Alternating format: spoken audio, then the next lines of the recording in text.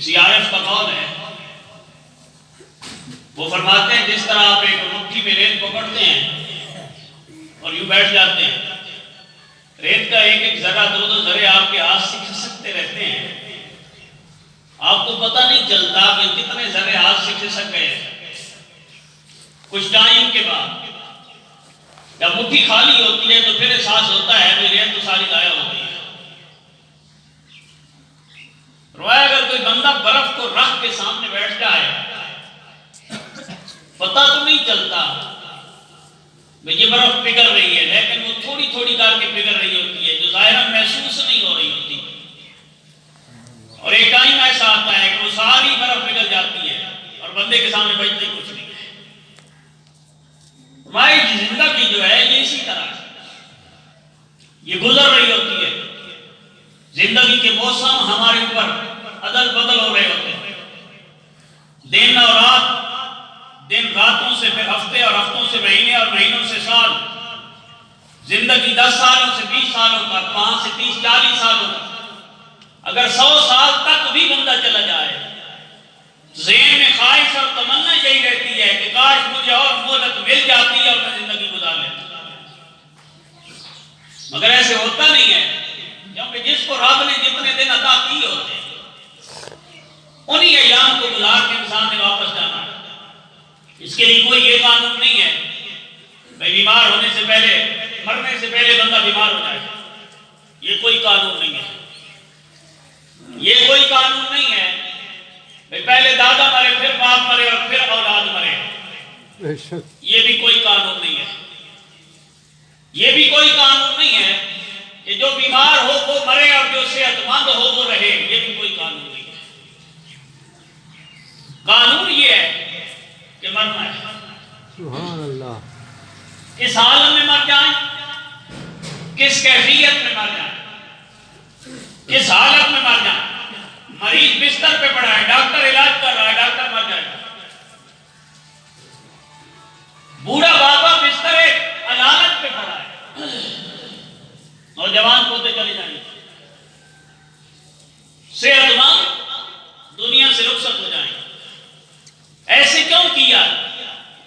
فرمایا الذی خلق الموت والحیات لیبلوکم ایکم احسن عملا۔ سبحان اللہ، جو شے سامنے بندے کو نظر آتی ہے بندے اسے دیکھ کے حساب لگاتا ہے، 8 بجے میں نے سکول جانا ہے، 9 بجے میں نے کالج جانا ہے، اتنے بجے میں اٹھوں گا، اتنی تیاری کروں گا، اتنے بجے تک میں وہاں پہنچ جاؤں گا، یہ سامنے کی شے ہے،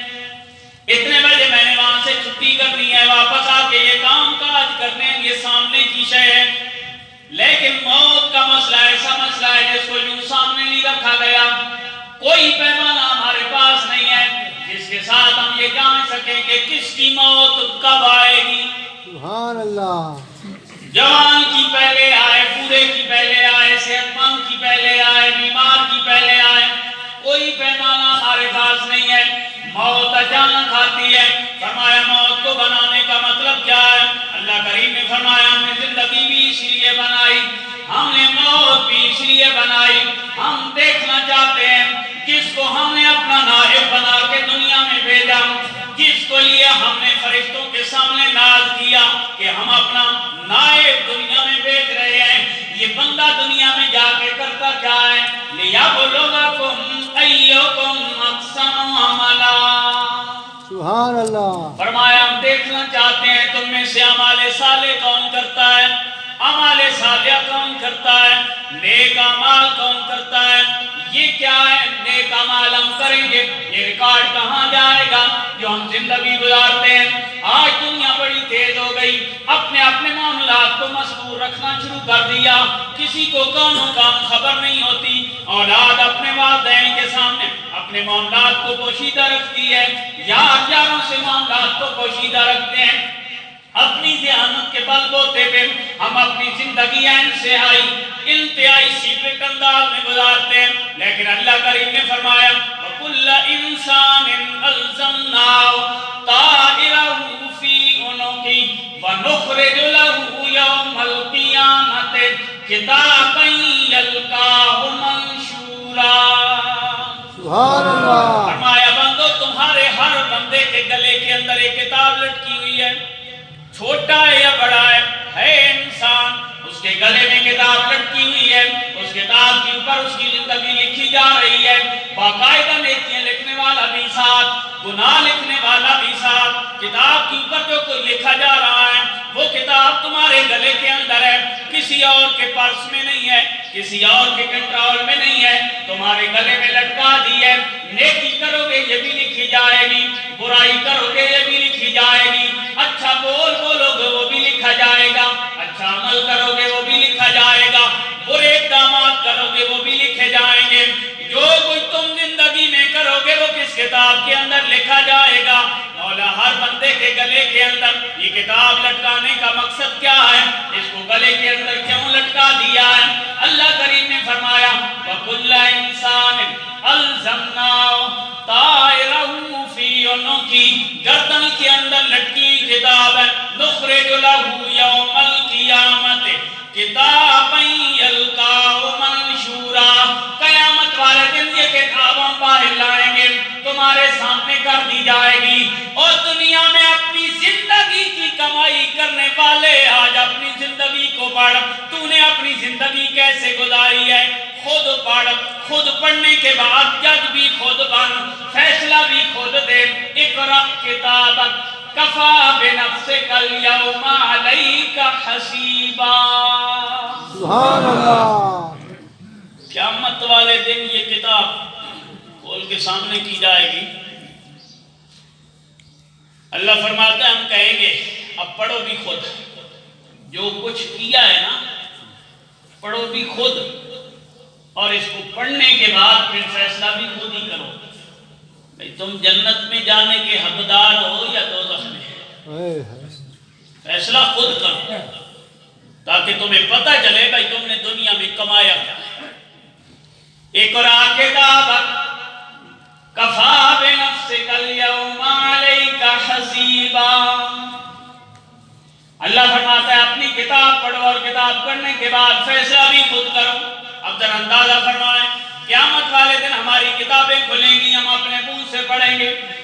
آج ان لفظوں کو ادا کرتے ہی ہم دوست یاروں کے سامنے شرما جاتے ہیں، رشتہ داروں کے سامنے الفاظ بولتی ہوئی شرماتے ہیں، ہم کہتے ہیں ہمارے پلے میں وہ نیکیاں تو بول دی جائیں جو ہم نے کی بھی نہ، لیکن ہمارے جرائم پہ پردے ڈالے جائیں، بات اچھی ہے گناہوں کو چھپانا چاہیے، لیکن میرے بھائی قیامت والے دن یہ کتاب کھلے گی، اور کتاب صرف کھلے گی نہیں، ہر بندہ اپنی کتاب کو خود پڑھے گا، اپنے اعمال نامے کو خود پڑھے گا، قیامت والے دن یہ منظر پیش ہو جائے گا، آقا کریم صلی اللہ علیہ وآلہ وسلم پہ نازل ہونے والی آخری کتاب نے پورا منظر پیش کیا ہے، فرمایا قیامت والے دن یہ بندے کو اس کا اعمال نامہ اس کے ہاتھوں میں تھمایا جائے گا، ہاتھ میں پکڑائی جائے گی کتاب، لے بندے تیرا اعمال نامہ تیرے ہاتھ میں ہے۔ قرآن کہتا ہے 3 کیٹیگریاں ہوں گی اس دن لوگوں کی، جس دن قیامت کا دن ہے اس دن 3 کیٹیگریاں ہوں گی، 3 کیٹیگریوں میں لوگوں کو اعمال نامے دیے جائیں گے، فرمایا پہلے لوگ وہ ہوں گے جن کو اعمال نامہ دائیں ہاتھ میں دیا جائے گا، سیدھے ہاتھ میں اعمال نامے کا مطلب یہ ہے بندہ پاس ہے، سبحان اللہ، اس لیے حضور نے فرمایا ہمیشہ سیدھے ہاتھ سے کھائیں، سیدھے سے پئیں، سیدھے سے کام شروع کریں، تاکہ اعمال نامہ دینے کی باری آئے تو عادت پڑی ہوئی ہو، آمین، سیدھا ہاتھ آگے کرنے کی عادت پڑی ہوئی ہو، سیدھے ہاتھ سے کام کریں۔ قیامت والا دن آئے گا، اس دن اعمال نامہ جو دیا جائے گا تو جو پہلی کیٹیگری ہے وہ لوگ ہوں گے جن کو یہ اعمال نامہ سیدھے ہاتھ میں دیا، فَأَمَّا مَنْ أُوتِيَ كِتَابَهُ بِيَمِينِهِ فَيَقُولُ هَاؤُمُ اقْرَءُوا كِتَابِيَهْ، سبحان اللہ، فرمایا وہ لوگ ہیں جن کو یہ اعمال نامہ دائیں ہاتھ میں دیا جائے گا، اور دائیں ہاتھ میں اعمال نامے کا مطلب یہ ہے بندہ کامیاب، سیدھے ہاتھ میں اعمال نامہ آیا بندہ کامیاب، فَيَقُولُ هَاؤُمُ اقْرَءُوا كِتَابِيَهْ، وہ بندہ کہے گا میرے یار دوستو پڑھو میرا اعمال نامہ، کیونکہ پوزیشن لینے والے اپنی سنگتیں اوروں کو بھی دکھاتے ہیں، فیل ہونے والے اپنی سنگتیں چھپا کے رکھتے ہیں، جس بندے نے کامیابی حاصل کی قیامت والے دن جو یہ اعمال نامہ ہاتھ میں آئے گا، کبھی دوستوں کو دکھائے، کبھی رشتہ داروں کو دکھائے، کبھی یاروں کو دکھائے، ان کو کہے گا میرا مال نامہ پڑھو، انی ظننت انی ملاق حسابیہ، وہ کہے گا لوگوں مجھے یقین کامل تھا قیامت والے دن میرا حساب ہوگا، اس وجہ سے میں نے اپنی صبح اور شامیں برباد نہیں کی، میں نے دن اور رات برباد نہیں کیے، میں نے اپنی زندگی کے لمحات برباد نہیں کیے، مجھے پتا تھا میں نے اللہ کی بارگاہ میں جانا ہے، اس وجہ سے میں نے اپنی زندگی اپنے رب کے قانون کے مطابق گزاری ہے، جو زندگی میرے اللہ نے مجھے عطا کی میں اللہ کے قانون کے مطابق گزار کے آ گیا، آج اس کی کامیابی کا نتیجہ یہ ہے میرے رب نے میرا اعمال نامہ میرے ہاتھ میں دیا ہے۔ یہ وہ لوگ ہوں گے جن کو دائیں ہاتھ میں اعمال نامہ دیا جائے گا، وہ خوشی خوشی لوگوں کو بتاتے پھریں گے، فَأَمَّا مَنْ أُوتِيَ كِتَابَهُ بِشِمَالِهِ فَيَقُولُ يَا لَيْتَنِي لَمْ أُوتَ كِتَابِيَهْ، فرمایا دوسری کیٹیگری ان لوگوں کی ہوگی جن کو اعمال نامہ کے ساتھ میں دیا جائے گا، بِشِمَالِهِ الٹے ہاتھ، فَيَقُولُ يَا لَيْتَنِي لَمْ أُوتَ كِتَابِيَهْ، جس بندے کو اس ہاتھ میں اعمال نامہ تھمایا جائے گا وہ کہے گا یا لیتنی لم اوت کتابیا، کاش آج میری کتاب مجھے نہ دی جاتی، ولم ادر ما حسابیا، کاش میرا حساب کتاب نہ لیا جاتا، یا لیتہا کانت عقادیا، کاش موت قصہ تمام کر دیتی، موت کے بعد اٹھنا نہ پڑتا، یوں یوم محشر میں حاضر نہ ہونا پڑتا، ما اغنا عنی مالیا ہلک عنی سلطانیا، اس دن وہ بندہ روئے گا جس کو بائیں ہاتھ میں اعمال نامہ دیا جائے گا، وہ کہے گا اے کاش موت کے ساتھ تمام کر دیتی، کاش میری موت سے بعد مجھے اٹھنا نہ پڑتا، میرا حساب کتاب نہ ہوتا، میری کتاب مجھے نہ تھمائی جاتی، اس دن روئے گا پیٹے گا اور روتے ہوئے بابیلا کرتی کہے گا ما اغنا انی مالیا ہلک عنی سلطانیا، اس دن کہے گا ہائے لوگوں نہ دولت میرے کام آئی نہ اقتدار میرے کام آیا، ما اغنا عنی مالیا، آج میری دولت میرے کام نہیں آئی، ہلک عنی سلطانیا، آج میری دوستی یاری میری اقتدار میری طاقت برباد ہو گئی۔ یہ کیوں ہے؟ مفسرین نے فرمایا ان دو چیزوں کو وہ کیوں کہے گا، ما اغنا عنی مالیا ہلک عنی سلطانیا، وہ یہ کیوں کہے گا بھئی آج دولت میرے کام نہیں آئی، آج میری طاقت میرے کام نہیں آئی، کیوں کہے گا؟ مفسرین فرماتے ہیں وجہ یہ ہے کہ انسان اللہ اور اس کے رسول کی نافرمانی یا دولت کے غرور کی وجہ سے کرتا ہے یا اقتدار کے غرور کی وجہ سے۔ زیادہ تر جو بندے جرائم میں ملوث ہوتے ہیں اس کی وجہ یہ ہوتی ہے کہ دولت کی فراوانی راہ راستے بھٹکا کے لے جاتی ہے،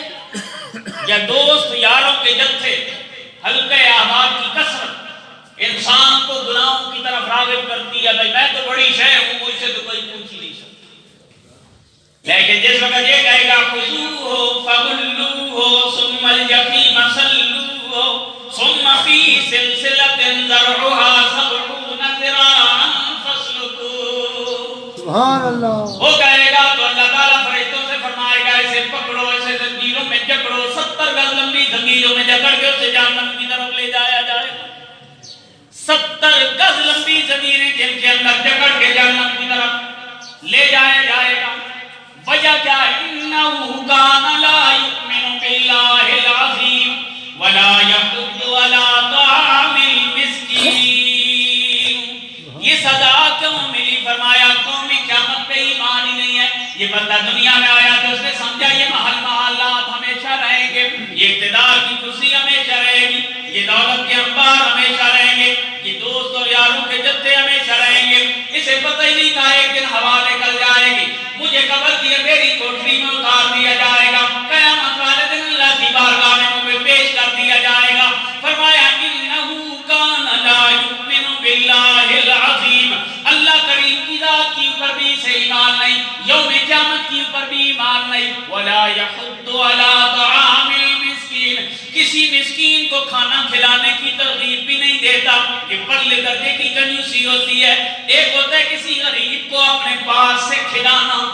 کے منہ کے اندر لقمہ ڈالنا، غریب کی غریب پروری کرنا، کسی غریب کا سہارا بننا، یہ ہوتا ہے بندہ اپنی جیب سے خرچہ کرے۔ اور ایک ہوتا ہے خود پاس نہیں ہے لیکن کسی صاحب ثروت سے کہہ دیا جائے جناب فلاں بچہ یتیم ہے، آپ اس کی تعلیم کے اخراجات اٹھا دیں، فلاں بندہ غریب ہے، آپ اس کی ذرا مدد فرما دیں، فلاں بندہ کمزور ہے، آپ اس کے ساتھ ذرا تعاون کریں، فلاں بندہ بیمار ہے، آپ اس کو دوائی کے پیسے دے دیں۔ فرمایا یہ اتنا کنجوس ہے، اتنا کنجوس ہے، جیب سے لگانا تو دور کی بات، کسی صاحب ثروت کی توجہ بھی کسی غریب کی طرف نہیں کراتا۔ لوگ کہتے ہیں انا مٹتی ہے، کسی سے کہیں نا بھائی غریب کے ساتھ تعاون کرو تو انا مٹتی ہے۔ قرآن نے بعض جگہوں پہ، بہت ساری جگہوں پہ یہ جملہ بولا ہے، اَرَأَيْتَ الَّذِي يُكَذِّبُ بِالدِّينِ فَذَلِكَ الَّذِي يَدُعُّ الْيَتِيمَ وَلَا يَحُضُّ عَلَىٰ طَعَامِ الْمِسْكِينِ۔ یہاں پر بھی قرآن نے یہی کہا ہے، یہ جو قیامت والے دن کو جھٹلاتا ہے نا، ایسے بندوں کو دیکھو، کوئی یتیم آگے آئے تو اس کو دھکے دیتے ہیں یہ لوگ، اور کوئی مسکین آئے تو اس کو کھانا کھلانے کی ترغیب بھی نہیں دیتے۔ دعوتیں دولت مندوں کے لیے، پارٹیاں دولت مندوں کے لیے، غریب اور یتیم اور مسکین لوگ جو ہیں وہ ترنے والے کو ترستے رہیں اور ہماری توجہ اس طرف نہ جائے۔ قرآن کہتا ہے ایسے لوگوں کو ہم جکڑ کے جہنم میں لے جائیں گے اور بتائیں گے إِنَّهُ كَانَ لَا يُؤْمِنُ بِاللَّهِ الْعَظِيمِ وَلَا يَحُضُّ عَلَىٰ طَعَامِ الْمِسْكِينِ، کہ یہ مسکین کو کھانا کھلانے کی ترغیب بھی نہیں دیتے، اتنا بھی نہیں کہتے تھے بھئی اس مسکین کے منہ میں چند لقمے ڈال دیے جائیں۔ جو غریب اور کمزور اس کو نظر آتا اس پر ان کی توجہ ہی نہیں پڑتی تھی۔ یہ دوسری کیٹیگری ہے جن کو یوں اعمال نامہ تھمایا جائے گا۔ تیسری کیٹیگری قرآن کہتا ہے وَأَمَّا مَنْ أُوتِيَ كِتَابَهُ وَرَاءَ ظَهْرِهِ، تیسری کیٹیگری وہ لوگ کہ جن کو اعمال نامہ پشت کے پیچھے سے دیا جائے گا۔ علماء نے فرمایا جن کو دائیں ہاتھ میں اعمال نامہ تھمایا جائے گا، یہ وہ لوگ ہوں گے جو کامیاب ہیں، جو پاس ہیں، صاحب ایمان و صاحب تقوی لوگ جو اللہ کی بارگاہ میں کامیاب، ان کو قیامت والے دن اعمال نامہ دائیں ہاتھ میں، جو گناہگار ہیں، خطاکار ہیں، سیاہکار ہیں، ان کو اعمال نامہ بائیں ہاتھ میں، اور جو کافر لوگ ہوں گے اللہ اور اس کے رسول کے باغی لوگ، ان کو اعمال نامہ سینے سے ہاتھ نکال کے پشت کی طرف سے تھمایا جائے گا۔ تینوں اعمال نامے تھمانے کا ذکر قرآن نے بیان کیا ہے، اور بندہ اپنی آنکھوں پہ پٹی باندھ کے بیٹھ جائے بھائی جناب نہیں مریں گے تو پتہ چلے گا، قیامت آئے گی تو پتہ چلے گا۔ میرے بھائی یہ تینوں آیتیں میں نے قرآن کی پڑھی ہیں، اللہ اکبر، تینوں انداز قرآن نے بیان کیے ہیں کہ قیامت والے دن یوم معاشر کو ہم نے یوں اللہ کی بارگاہ میں حاضر ہونا ہے۔ اب ہمارے اوپر ہے کہ ہم اپنا اعمال نامہ کس ہاتھ میں لینا چاہتے ہیں۔ ہم دائیں ہاتھ میں لینا چاہتے ہیں تو اس انداز میں ہمیں زندگی گزارنا ہوگی، ہم بائیں ہاتھ میں لینا چاہتے ہیں تو پھر ہماری زندگی ویسے گزرے گی، اور اگر پیچھے سے لینا چاہیے تو پھر تو انداز ہی اور ہے، وہ تو ہے ہی کفار کے لیے۔ خواجہ معین الدین چشتی رحمۃ اللہ تعالیٰ علیہ نے فرمایا چار انداز میں لوگ قیامت والے دن اٹھائے جائیں گے۔ انسان کی روح کی چار قسمیں آپ نے بیان فرمائی۔ فرمایا کچھ لوگ تو وہ ہیں جو جنہوں نے قیامت والے دن اٹھنا ہے، ان کا ایمان کامل، ان کا تقوی کامل، اول سے انتہا تک صاحب ایمان۔ اللہ اکبر، یہ جس وقت اللہ تعالیٰ نے فرمایا تھا الستُ بربکم قالوا بلی شہدنا، جس وقت اللہ نے فرمایا کیا میں تمہارا رب نہیں ہوں، تو انہوں نے کہا تو ہمارا رب ہے۔ اس وقت روحیں چار انداز میں تھی، کچھ نے زبان سے بھی کہا، دل سے بھی کہا۔ فرمایا یہ تو ہو گئے پکے مومن، سبحان اللہ، اول سے آخر مسلمان۔ کچھ نے نہ زبان سے کہا نہ دل سے کہا، یہ ہو گئے پکے کافر، نہ دل سے مانا نہ زبان سے مانا۔ یہ ملفوظات شریف میں معین الدین چشتی علیہ رحمۃ اللہ۔ کچھ لوگ وہ ہیں، اس دن وہ تھے جنہوں نے زبان سے نہیں کہا تھا، دل سے کہا تھا۔ فرمایا یہ وہ لوگ ہوں گے کہ جو جب دنیا میں آئے اس وقت تو کافر تھے لیکن مرنے سے پہلے کلمہ پڑھ جائے گا۔ سبحان اللہ، اور کچھ وہ تھے کہ جنہوں نے اس وقت